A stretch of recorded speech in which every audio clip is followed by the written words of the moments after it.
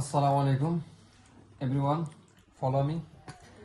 Actually, তারাবির নামাজের পরে অনেকের অনেক রকম টায়ার্ড লাগে, সো অনেকের খুবই গরমই লাগে।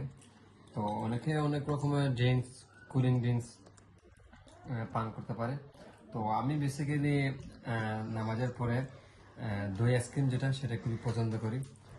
সেটা এখন খুব ভালো লাগে, খাইলে অনেক সময় দিলটা ঠান্ডা হয়ে যায়। তো আপনি ট্রাই করতে পারেন। অ্যাকচুয়ালি রমজান মাসে দিনে তো অবশ্যই খাওয়া নিষেধ, সেই জন্য রাতে খেতে হয় আর কি।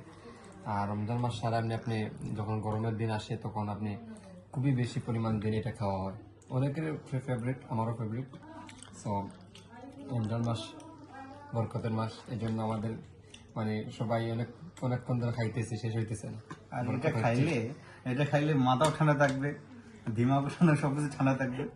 আর এটা একদম খাইলে ঠিক। এতে খাবে ঢুকতে পারবেন ভালো। আরে 10 দিনে এতে খাবে ঢুকে দেন, এটা খাওয়ার পর তারপর ঠান্ডা সবকিছু।